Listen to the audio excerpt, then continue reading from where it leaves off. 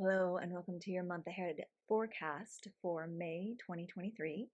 I am Michelle Shea Walker, an intuitive coach, a Reiki healer, and a Oracle deck creator, and I am here giving you a little insight into the month ahead. So this is an offering that normally appears only on my Patreon, but I'm expanding it to have two parts, one for the general collective and one for the Patreon members.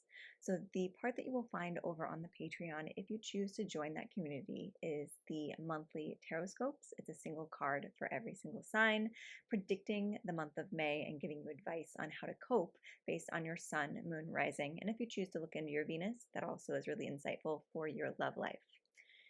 If you are listening on the general collective pages, YouTube, Instagram, Facebook, wherever I decide to post a video version of this audio, you will be encountering a brief synopsis of my intuitive interpretation of the upcoming astrology for the month of May, as well as the goddess cards that we have pulled for the Tarotscope to reside over the energy of the month of May.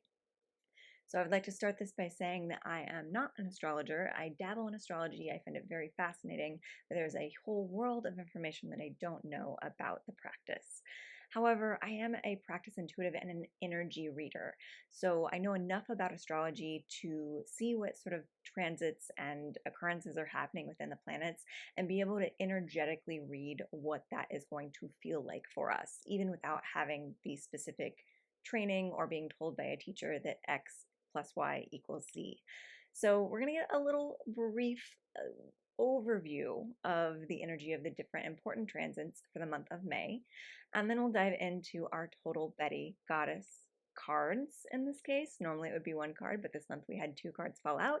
The total Betty goddess deck is a 90s themed oracle deck that I created. So if you are into the 90s or you just like pulling goddess cards, it is a beautiful interaction, and you can find copies of both the original and the pre-order for the second edition over at michelleshayewalker.com. So without further ado, we are going to dive into the astrology of the month of May. And again, there are plenty of resources out there where you can find very beautiful, beautiful, in-depth accounts of what this astrology means, and I encourage you to dive into those if you would like. I enjoy Queer Cosmos and Chani Nicholas. Nicholas. I always get her last name wrong, but you know who she is. If you are even sort of in the world of astrology online, she's definitely come across your feed and she's amazing, as is Colin Bedell of Queer Cosmos. Those are my personal favorites to go to for additional information on astrology. So if you want to check them out, I will put some links below for their information, apps, websites. And we're going to dive into my energy reader interpretation of what's going to happen.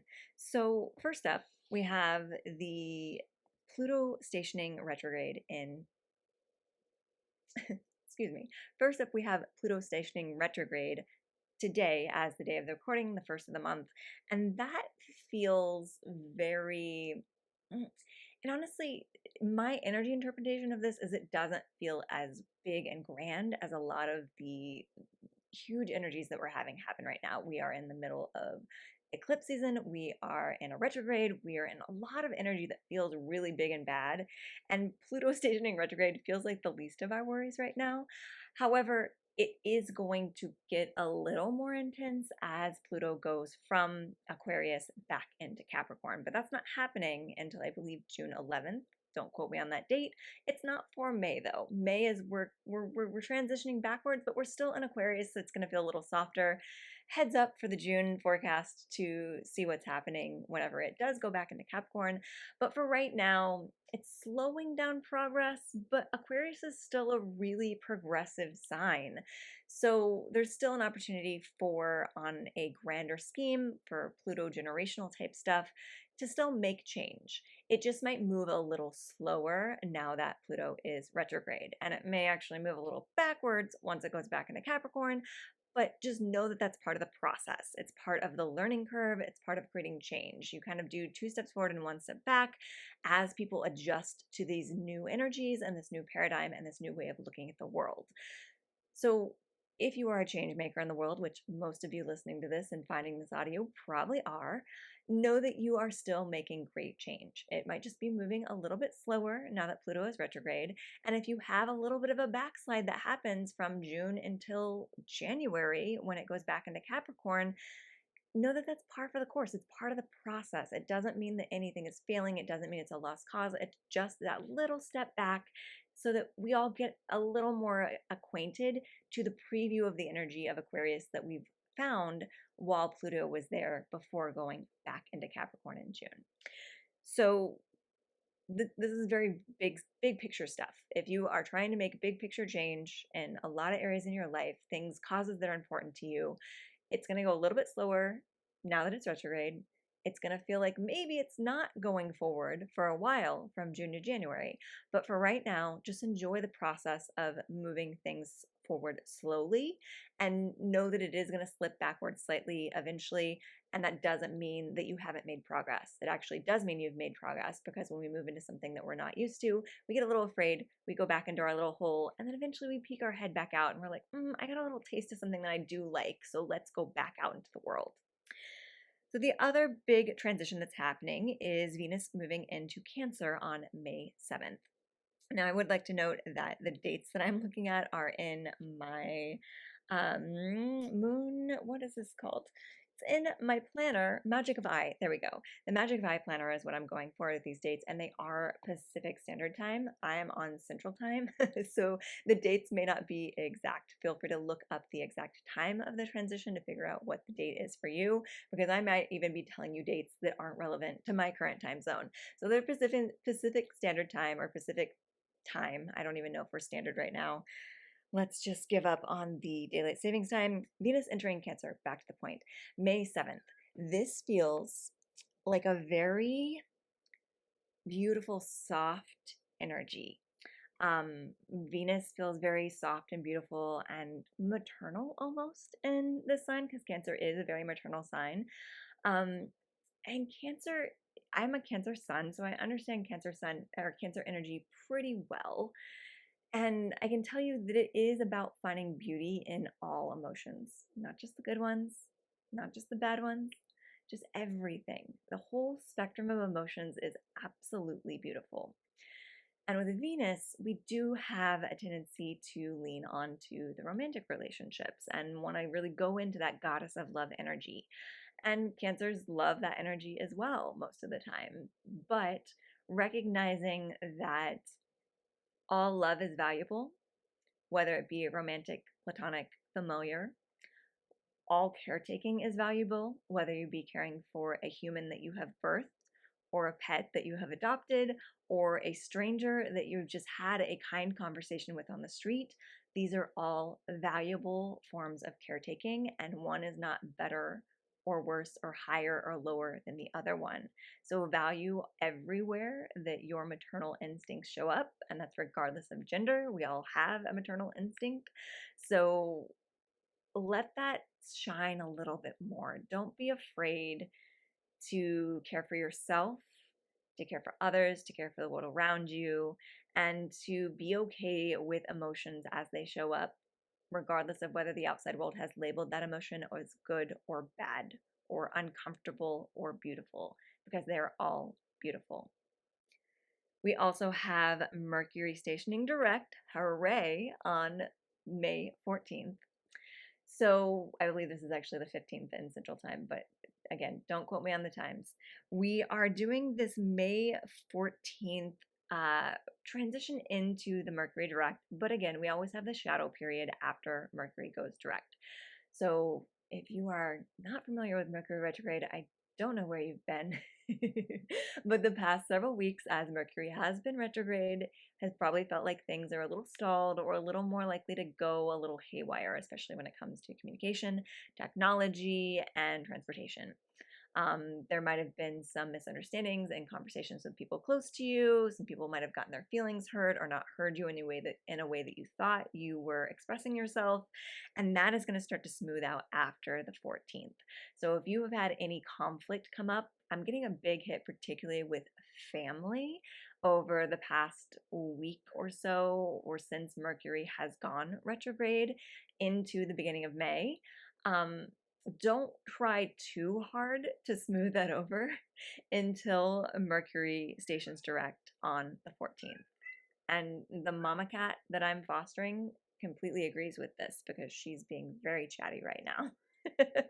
So save the important conversations for after May 14th, but also know that that doesn't mean that you need to avoid anything until then. Just go into things more mindfully and speak slowly and clearly and move slowly and clearly and give yourself extra time to get places, to express yourself, to deal with technology. Mercury retrograde doesn't have to be a scary thing as long as you know that that's what's happening and you plan for extra care and time and attention to place on the details of things. That's what it's calling out for. So after Mercury stations direct on May 14th or 15th, we have Jupiter entering Taurus on May 16th. So Jupiter entering Taurus feels very good energetically. Again, not an astrologer. I haven't actually even looked into what the astrologers are saying about this transit, but Jupiter is the planet of luck. And Taurus is a sign that not only enjoys the good things in life to the fullest, but also is not afraid to kind of make their own luck, sometimes for better or for worse. um, Taurus energy is a little more. I hate the word stubborn because it has such a negative connotation. Taurian energy knows what they want and they know how to direct the energy around them to try and get it. Um, Certain situations do not bode well for people that are trying to control things in the way that a Taurian energy does. But I think that being able to control your surroundings and being able to really be stubbornly connected to your ideals and your goals is going to really serve you when Jupiter enters Taurus. So that doesn't mean there's a lesson with Taurus energy that is to not be so stubborn that you block out opportunities that might be better than what you had in your head, but also to not accept something less than what you value and what you have placed as your plan for the outcome of this situation or your manifestation. So hold stubbornly to your goals, but be open enough that if something better shows up, you do not shut it out, is the message that I have for you after May 16th as Taurus enters Jupiter. The next major transit we have is on May 20th when Mars enters Leo. This energy feels very big and bold and brass, and here I am, I'm center stage, and I'm wearing a sparkly gown, and the spotlight is on me. Leo energy loves to be the center of attention, loves to be the life of the party, likes to be center stage, and Mars is big, powerful movement forward. So this is your opportunity to go full force towards being seen in whatever platform you choose to be seen on. It could be something small that you want to be seen more within your family. It could be something large that you want to have a bigger public platform, or you want to get more press for something that you're working on. And after or as May 20th goes forward into Mars into Leo, that feels like a very beautiful time to really go forward in those endeavors. So if you have a press release that you want to send out about an event or a service that you're offering, or if you want to approach some podcast hosts to be a guest on their show, or if you just want to try and get yourself on television in whatever capacity that means. I'm getting several visions for that, and that it could be in a professional capacity, going on a network and talking about something you're an expert in, or it could be something as simple as standing in the line on some news show that you can stand outside and get on camera.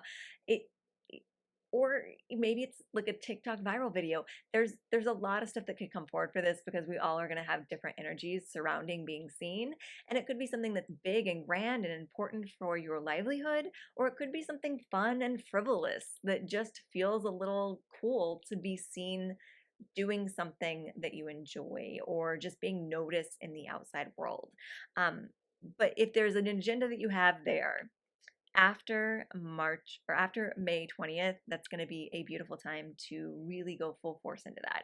That doesn't mean that you can't do some prep work for that or send out some emails or, do a little legwork in between now and then. Because Mercury retrograde is all about research. So doing that research before May 14th and 15th might behove you very well. And then on the 20th, you can really implement all that research that you've done. Uh, but there's definitely a feeling of being able to be seen in a big, flashy way, and the universe supporting that if that is what you desire. If that is not what you desire, maybe you can be a really great audience member for the people in your life that do want to be seen. So be supportive of those of you that are getting recognition for their passions and their goals.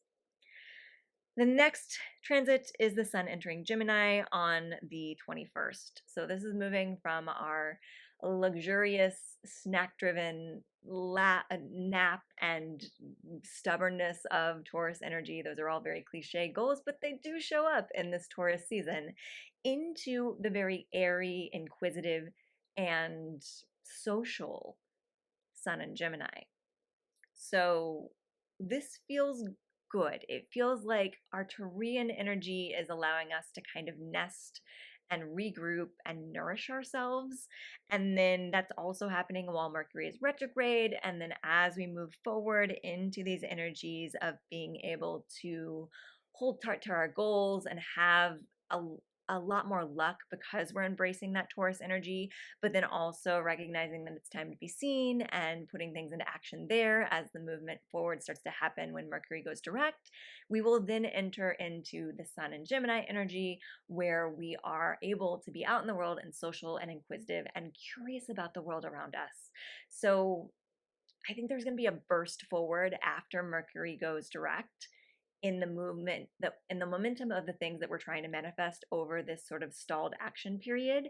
And then as the sun enters Gemini, we're going to be asked to continue that momentum, but not be quite as self-focused. It doesn't mean that you have to be completely selfless, but it does mean that you start to get curious of how your goals and your accomplishments that you're drawing into your life reflect back to you from the outside world. That's really what that's about. It's not, I mean, it can be about giving back or teaching other people the things that you know, but it's really about recognizing that you don't exist in a vacuum and the outside world is constantly mirroring back to you the experience that you're having and vice versa. And the more you can get curious about that relationship as the sun enters into Gemini, the more clarity that you're going to find for this whole Pluto Aquarius mission that we're moving into and slightly taking a break from from June to January, but that Pluto in Aquarius energy of being able to serve a collective in a way that's also self-serving is going to be clarified as this energy moves into Gemini and we get curious about the way that the outside world mirrors us and the way that we mirror the outside world. And that's going to be a lesson that then we're going to have to ruminate over when Pluto goes back into Capricorn mid-June, because we're going to go back into our comfort zone, but we're going to have this found knowledge of the mirrors that we've recognized around us. And then after we kind of ruminate back in the familiar for a while, we can then burst back forward into Pluto and Aquarius in early 2024 in a way that's more sustainable than this little preview of the energy that we're currently having. So that was quite a bit in astrology. I hope that that served you well. We're going to move into the cards for the Tarotscope, and we'll start with the goddesses. So from the Total Betty Goddess deck, I shuffled the deck and two cards fell out together, and I smiled at myself whenever I flipped them over because they are so fitting. So May 1st is also Beltane. So if you're listening to this on May 1st when it's been posted, it's definitely an energy of that start of summer. It's that midpoint between the winter solstice and the summer solstice, and it's kind of an indicator of like the glimpses of summer energy coming forward. But the energetic stamp that I feel on Beltane is very symbolic of the fires that are usually used to celebrate it, in that it is fiery passion. It is lighting the fire for the warmth that's going to continue us on through into the summer months and power us through that energy. And of course, that's summer months in the northern hemisphere. If you're listening in the summer hemisphere, it's the fire that's going to be lit in your life to help warm you through the winter. So it applies there too. It's just a little slower moving energy if you are in southern hemisphere, but there still is a fire being lit. So recognize what fires are being lit for you, because the energies that are coming forward in our goddess cards are from the goddesses Freya, played by Sarah Jessica Parker as Carrie Bradshaw and Sex and the City in the Total Betty Goddess deck, and Oshun, played by 90s Lauryn Hill in the Total Betty Goddess deck. And both of these goddesses have a very similar energy stamp with slight tweaks. So they are both goddesses of love and luxury and abundance and sex and sensuality, but there's a little difference between the two. There's definitely a lighter, more playful and more aesthetic energy to Freya.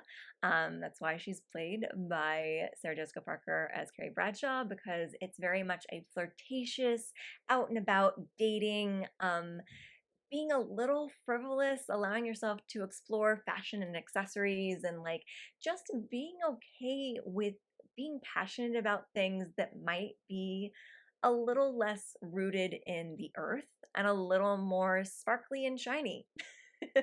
She is definitely about shiny things, a new pair of shoes, a new necklace, a new outfit, being flirtatious in a way that doesn't have to lead somewhere, being able to connect with your sensuality and your sexuality in a way that doesn't have to feel so heavy. It's very like spring, Twitter-pated, flirtatious energy, and also allowing yourself to show off a little bit. So that will serve well for that Mars into Leo energy that we're seeing later on in the month. So if there's something kind of frivolous that you want to treat yourself to this month, with the Sun in Taurus especially, like treat yourself. Allow yourself to have that thing, because, and you don't have to go crazy with it, but like if you are just like, oh, that's the other thing, Beltane is also a festival that's about fairies, and this feels very fairy energy, because fairies are very attracted to bright sparkly things. They're attracted to things that just have a little shimmer, kind of a magpie type energy. So if there is something that's triggering your fairy magpie senses that you just can't keep your eyes off of, let yourself have that thing, and let yourself wear that thing proudly or show off that thing proudly in a way that kind of lets other fairy slash magpie souls notice you. This feels like almost like a magical amulet that you're going to be able to treat yourself to, but then wear out into the world that catches the eye of like-minded souls. So if you want to infuse this new item with some sort of magical energy, you can always do a ritual there. If you would like a ritual for that, drop a comment wherever you're listening to this, and I will create one for you and put it out there online. But yeah, infuse an item that you have treated yourself to with magical energy, so that the outside world sees just as much magic in that item and in you by proxy when you are wearing that thing. Oshun, or Ocean. There are so many pronunciations for all of these goddesses online that if you feel like you have the right pronunciation and I say it differently than you, bless you for having a pronunciation that you're committed to. I am more fluid.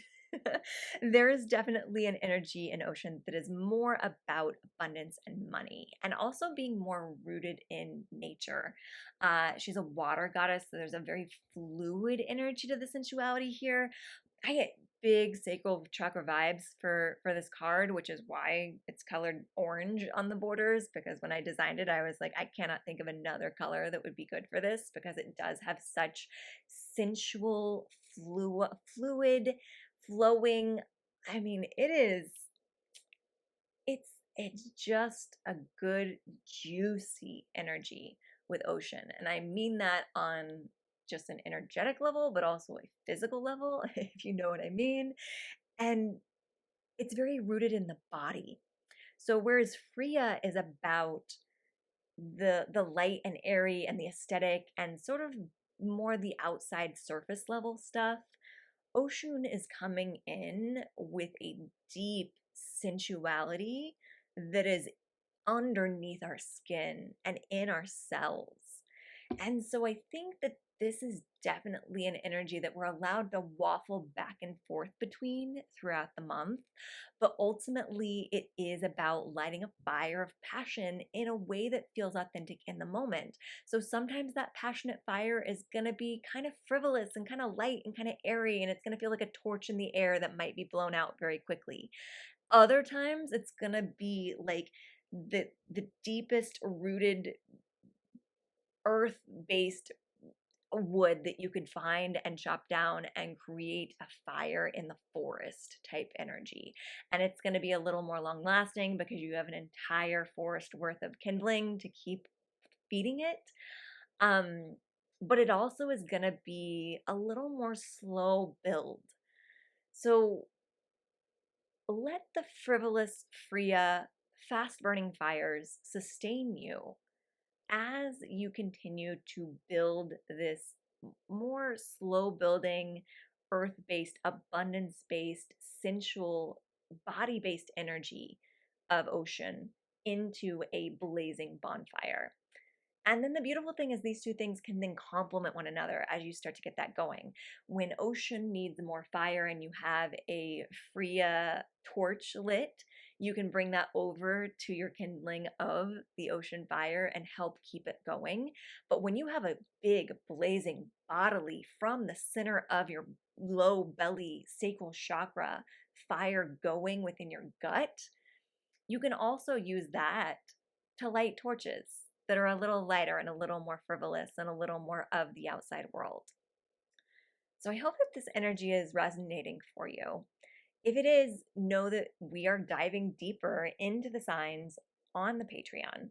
My Patreon is a beautiful, intimate community that I've established, and we have monthly Tarotscopes. We have weekly week ahead spreads, as well as additional cards from the Total Bitty Goddess deck for every week. There are Distance Reiki Sunday recaps where I give you distance Reiki healing every single Sunday if you're a member, and you also get to know what the energy is saying for the week ahead and what your body and your energy was telling me through the Reiki. And we also have group therapy happening every Sunday after the full moon, which is coming up this weekend if you join. And it is just a space that I create after every full moon to get together and ask whatever questions of the cards that you want. As long as you're okay with asking the question and getting your answer in a group setting, an intimate group setting, I might add. It's kind of a very affordable way to get me as your tarot reader without having to purchase a session. That being said, I do have sessions available over on my website, michelleshewalker.com, if you want a one-on-one reading. And I just established one-on-one reading payment plans for my soul sessions. So the soul sessions are the most powerful and popular offering that I have. It's the Akashic Records plus Tarot, and it's a little psychic mediumship and past life reading combined with tarot to kind of tell you how your past life influences are affecting your current goals and to answer any questions you have on moving forward and removing any blocks that might be lingering from past life karma. So if you're interested in that payment plan, it is available over on the website, and it goes as low as $28 per month. So you can get an affordable way to get a one-on-one individualized reading that goes really, really deep. It's my favorite way to read people. And if you want to know more about me in general, head over to michelleshewalker.com for all of the info. If you are listening to this reading on the Patreon, we are diving into your cards now for this super in-depth look at May 2023.